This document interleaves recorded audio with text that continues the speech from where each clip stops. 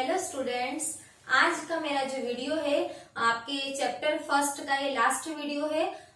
Topic है हमारा opportunity cost. जो बच गया था, अपॉर्चुनिटी कॉस्ट जो है अवसर लागत, अपॉर्चुनिटी हमारे पास ये अपॉर्चुनिटी ऐसे अपन बोलते हैं ना, अपॉर्चुनिटी, इसको अल्टरनेटिव कॉस्ट भी कहते हैं, ट्रांसफर कॉस्ट भी कहते हैं और डिस्प्लेसमेंट कॉस्ट भी कहते हैं। मतलब इसके 1, 2, 3 ऐसे 4 नेम्स हैं। अगर एग्जाम में आपको ऐसा डिस्प्लेसमेंट कॉस्ट आ जाए या कोई और नाम आ जाए तो आप कंफ्यूज ना होइएगा, आपको मतलब ये सारे नाम इसी के ही हैं।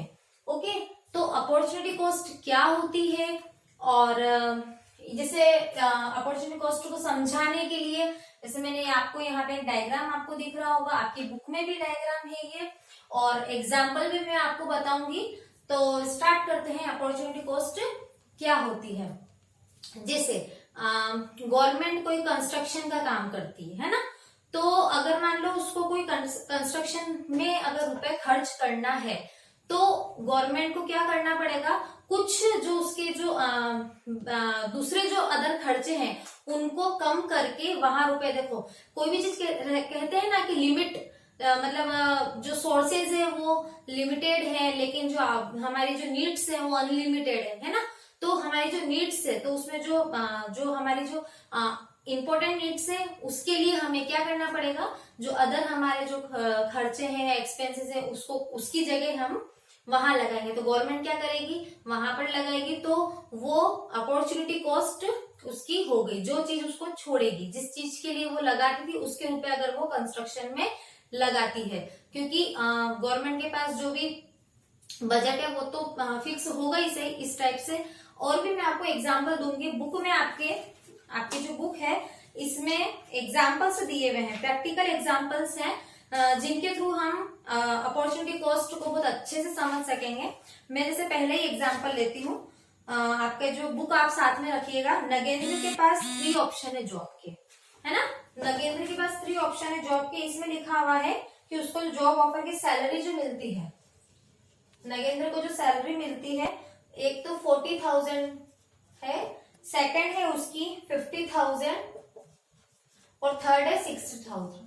ये 3 जॉब की उसके पास ऑफर आते हैं। एक जगह सैलरी उसकी 40,000 है, सेकंड 50,000 है और थर्ड 60,000 उसकी सैलरी है। तो अब उसको क्या करना है, नगेंद्र की अपॉर्चुनिटी कॉस्ट क्या होगी। तो मेरे हिसाब से अगर जैसे हम देखें कि जैसे हम अगर जॉब हमें मिलती है तो हम जो सबसे ज्यादा होगी हम उसको चूज करेंगे, राइट।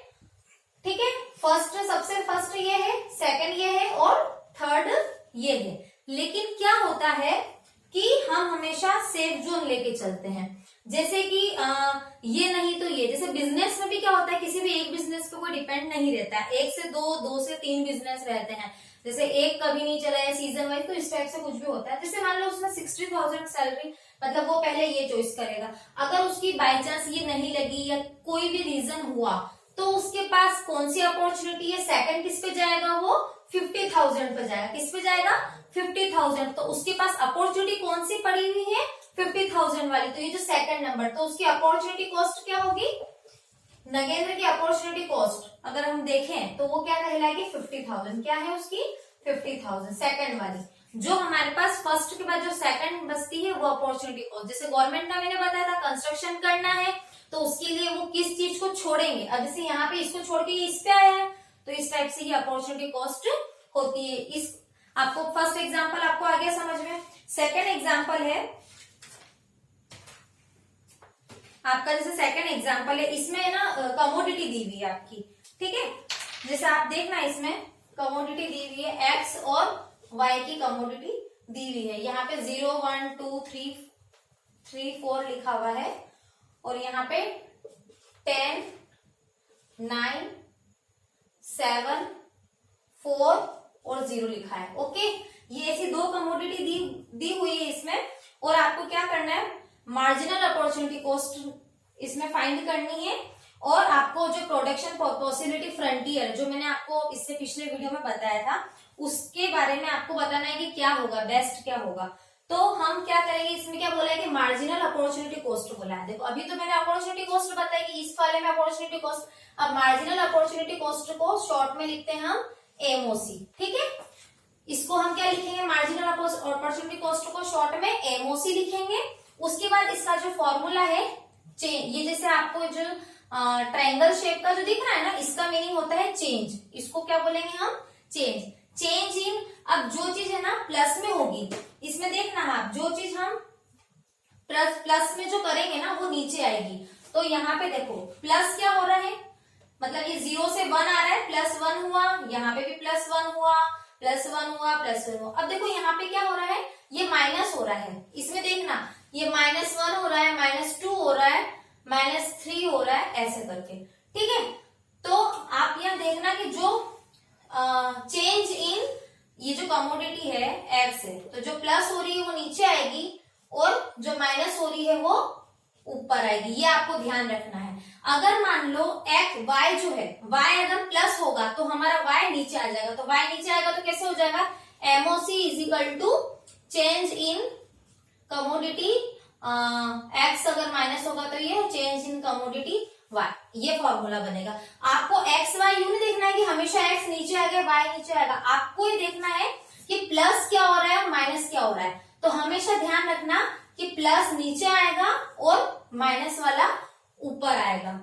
ओके, अब हम देखेंगे जैसे इसमें हम क्या कर रहे हैं, सेक्रीफाइस कर रहे हैं, है ना, इसमें सेक्रीफाइस कर रहे हैं और इसमें हम गेन कर रहे हैं। ठीक है, इस टाइप से आप समझना। अब हम इसको यहाँ पे देखेंगे, इसमें हम यहाँ पे देखेंगे कि क्या हो रहा है। अब इस फॉर्मूले के अकॉर्डिंग यहाँ पे रखेंगे हम कि जो x है हमारा यहाँ पे क्या है, ये 0 है, 0 और 1। फर्स्ट वाले में हम कोई भी डिफरेंस मतलब नहीं होगा, फर्स्ट वाले में नहीं रखते हैं क्योंकि इससे ऊपर क्या है, क्या हो रहा है चेंज अपने को पता नहीं चल रहा है। अब देखो यहाँ पे 0 से 1 प्लस हो रहा है ना, तो यहाँ पे सेकंड वाले में लिखेंगे। देखो इस वाले में तो अपने मैंने डैश लगा ही दिया। अब सेकंड वाले में आते हैं हम। जैसे यहाँ पे नीचे हमने लिखा क्या हुआ, +1 हुआ और ऊपर क्या हुआ, -1 हुआ, तो 1/1 हुआ, 1/1 दिख रहा है आपको ऐसे। ठीक है, अब मैं इसको थोड़ा इरेज कर देती हूँ। जैसे यहाँ पे देखो यहाँ पर भी क्या हुआ, +1 हुआ, तो यहाँ पे नीचे +1 आएगा इस वाले में।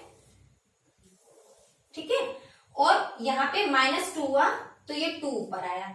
ओके, इसमें देखो इसमें भी +1 हुआ तो ये 1 नीचे जो प्लस होने वाला, और माइनस क्या हुआ 3, तो 3 ऊपर आया। अब यहाँ देखो +1 हुआ तो 1 नीचे आया, और यहाँ पे क्या माइनस हुआ, यहाँ पे 4 से 0 तो यहाँ पे 4।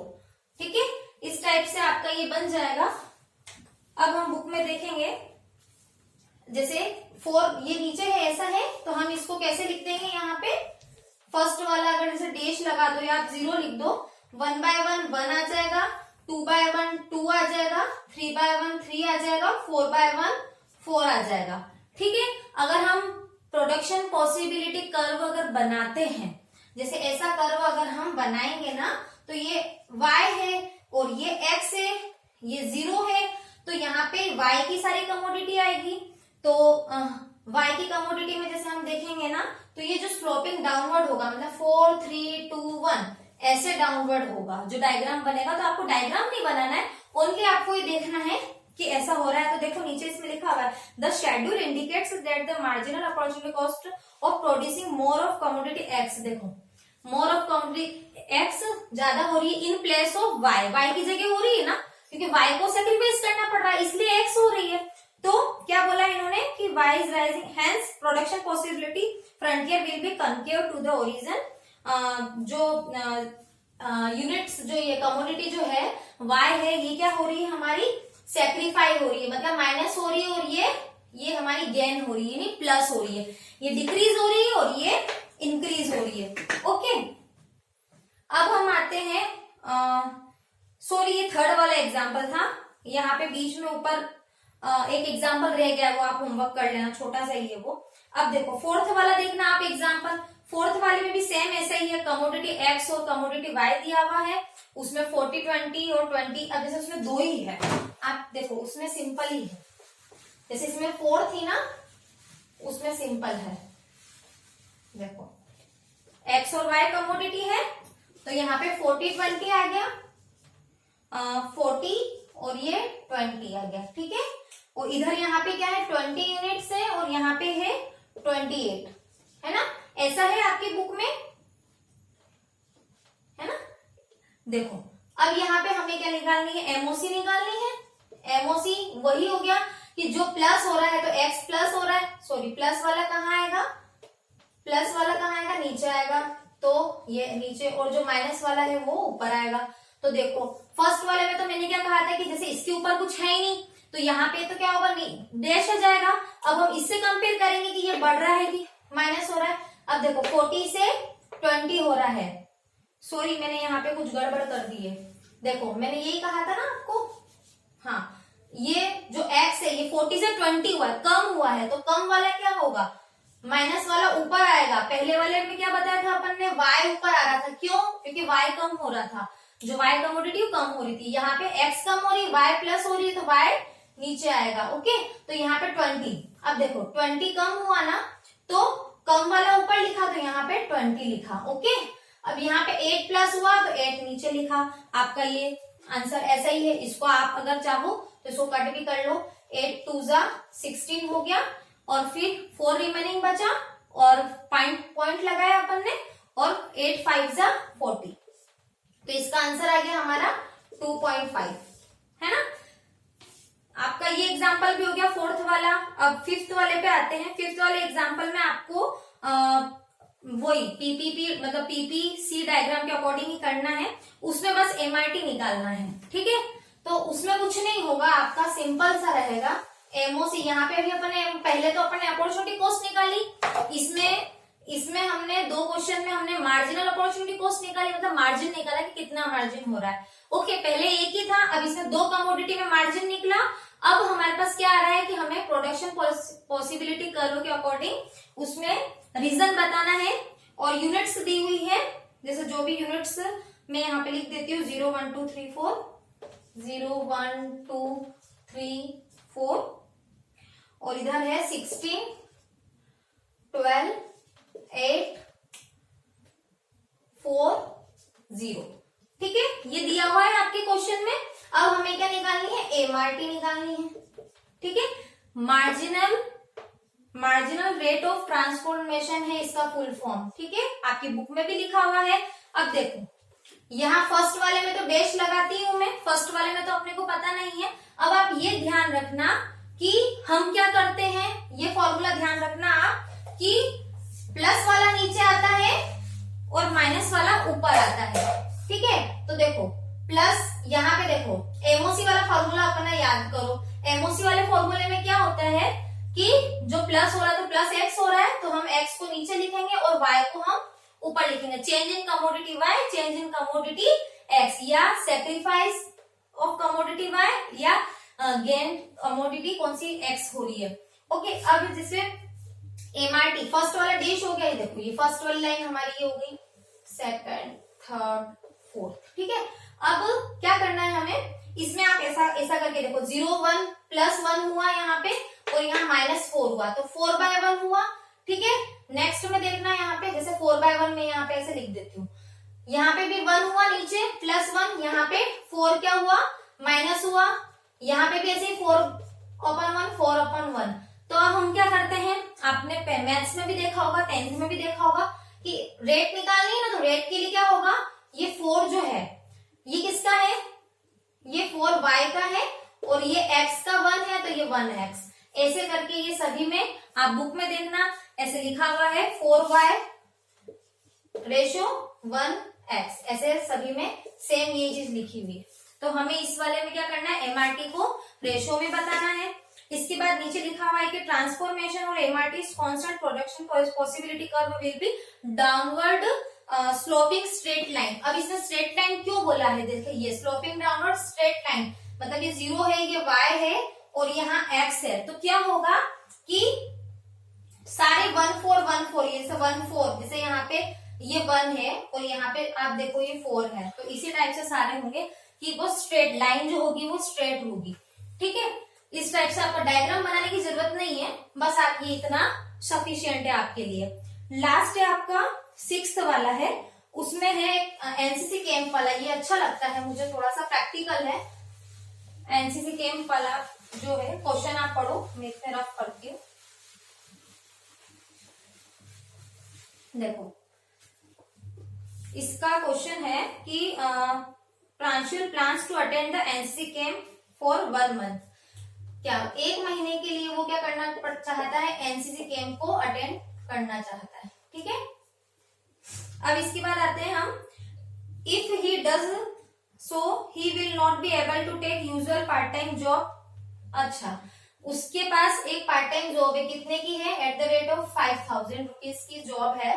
ठीक है ना। अगर वो 1 महीने के लिए कैंप में जाएगा, तो वो ये जो 5000 रुपए महीने की जो जॉब है उसका ये नुकसान होगा।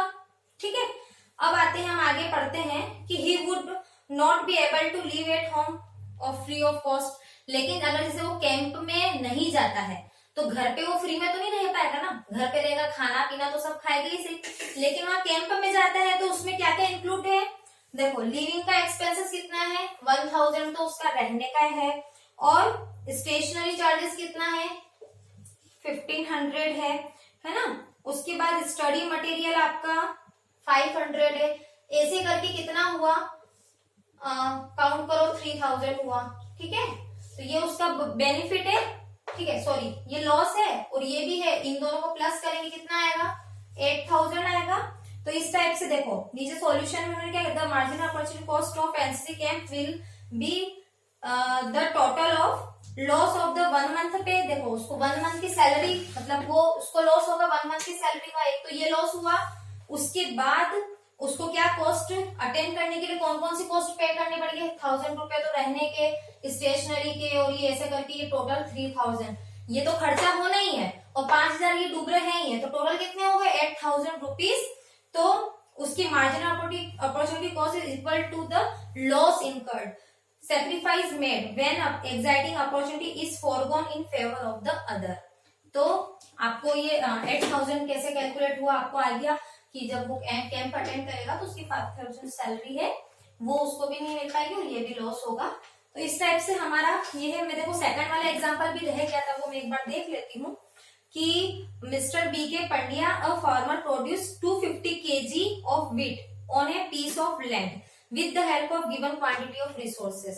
देखो इसका सिंपल सा एग्जांपल है, जैसे मान लो ये खेत है ना, ये एक छोटा सा जमीन का टुकड़ा है, पीस ऑफ लैंड है, इसमें वो जो भी क्वांटिटी मान लो 175 kg कितना बोते हैं, वो मान लो वीट बोते हैं, मैं मेरे हिसाब से बता रही हूँ, वीट बोते हैं। लेकिन वो इसी में अगर ये नहीं बोए, गेहूं नहीं बोए, तो मैं मेरे हिसाब से बता रही हूँ 175 की जगह हम, जैसे यहाँ पे इसमें तो लिखा हुआ है कि 250 kg वीट का लिखा हुआ है, सॉरी मैं इसी के हिसाब से बता दी तो आप कंफ्यूज मत होना, 250 kg वीट लिखा हुआ है, तो इसकी जगह वो 175 kg राइस को कर सकते, किसको कर सकते हैं, राइस को।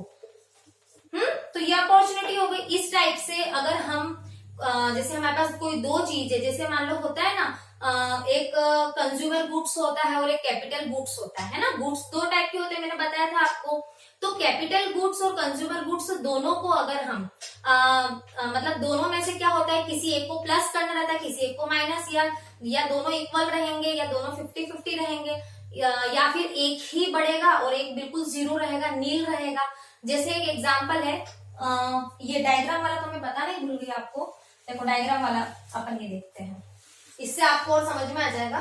देखो जो बुक के एग्जाम्पल है वो तो मैंने आपको बता दिए हैं, आप अपनी कॉपी में इनको भी राइट डाउन करो, और जो पीछे एक्सरसाइज की क्वेश्चन है वो आपको सॉल्व करना है, वो आपके लिए होमवर्क है। ओके, और अपॉर्चुनिटी कॉस्ट का मीनिंग लिखना है, डायग्राम जो एग्जाम्पल के थ्रू, और दूसरे जो मैंने छोटे एग्जाम्पल दिए, या आप अपने हिसाब से भी कोई एग्जाम्पल ले सकते हैं। या अगर हमारे पास सैलरी के 3 ऑफर रहते हैं, तो अगर हमारे पास अच्छी जो फर्स्ट नंबर पे अगर वो नहीं होता, तो हमारे पास 2 और ऑप्शन रखते हैं अपन, रखते हैं ना। जैसे मान लो गवर्नमेंट एग्जाम देते तो क्या अपन एक ही एग्जाम के भरोसे थोड़ी ना रहते हैं। जैसे मान लो हमारा एक में सिलेक्शन हो गया है, लेकिन फिर भी हम 2-3 में और ट्राई करके रखते हैं, कभी उसमें कोई प्रॉब्लम आ जाए, या वो कहीं हमें जगह ही जमे या कुछ नहीं जमे, तो हमारे पास दूसरी अपॉर्चुनिटी पास में रहती है।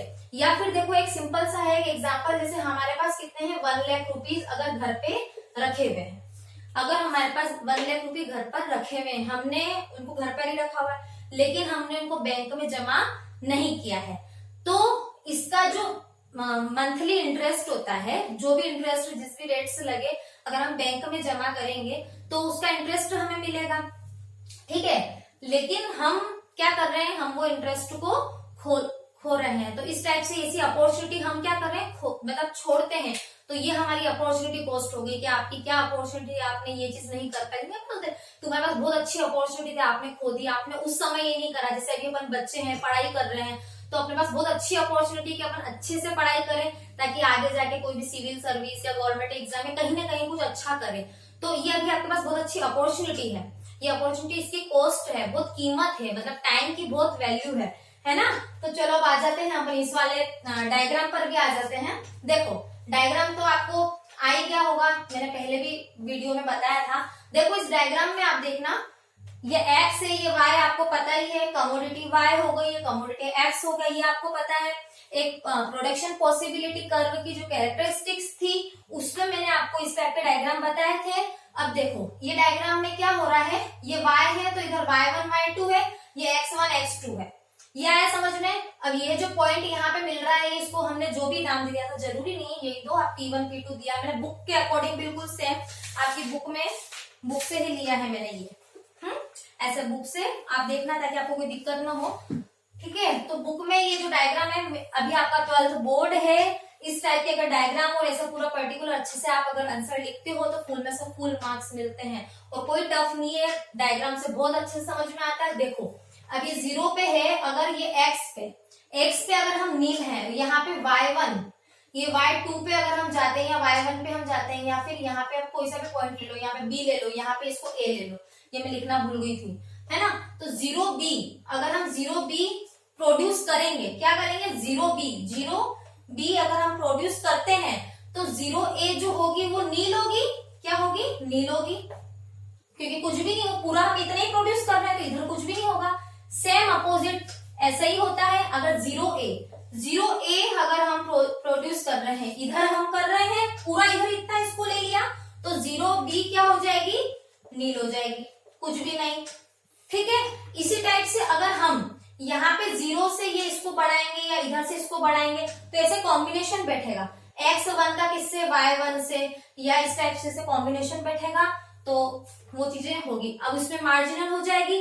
देखो अपॉर्चुनिटी कॉस्ट, फिर उसमें मार्जिनल अपॉर्चुनिटी कॉस्ट। आज हमने क्या क्या पढ़ा, मैं एक बार फिर से आपको रिवाइज कर देती हूँ।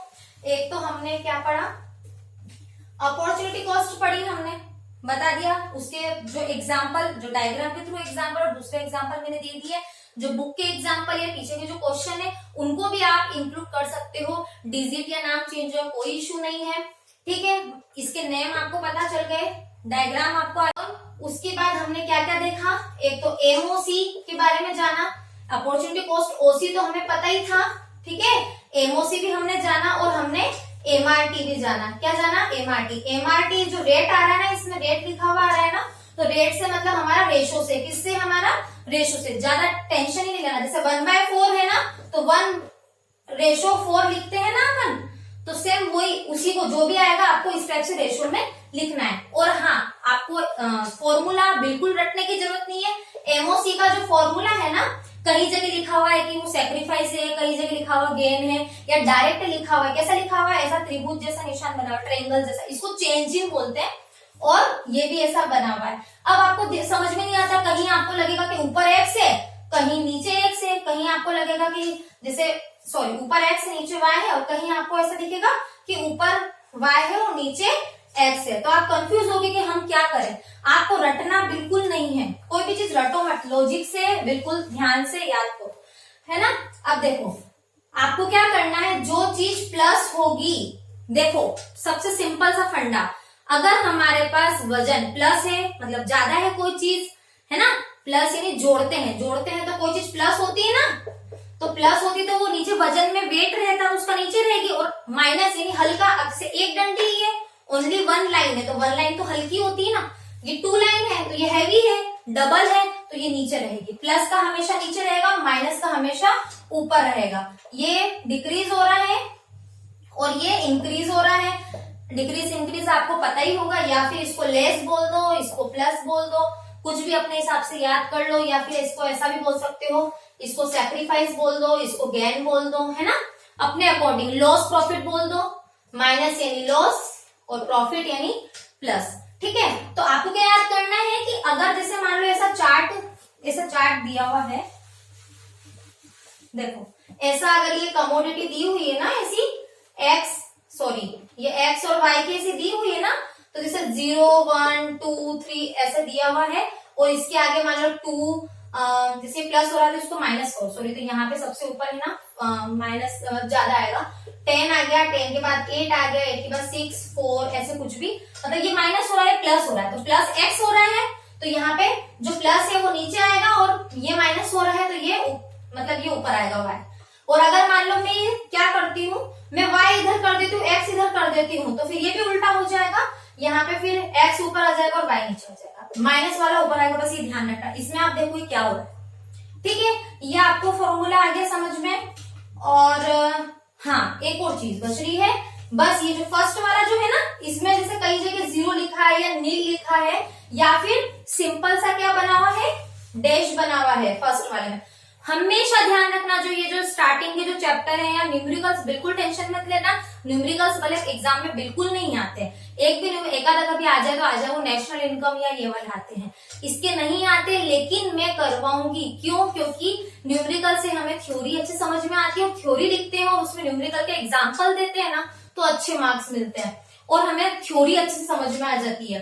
तो जितने भी न्यूमेरिकल्स आएंगे ना, देखना आगे भी चैप्टर्स में, तो ये से डैश फर्स्ट वाले में तो आपको बिना देखे डैश लगाना है, क्योंकि इसके ऊपर कुछ है नहीं, अपन कंपेयर कैसे करेंगे।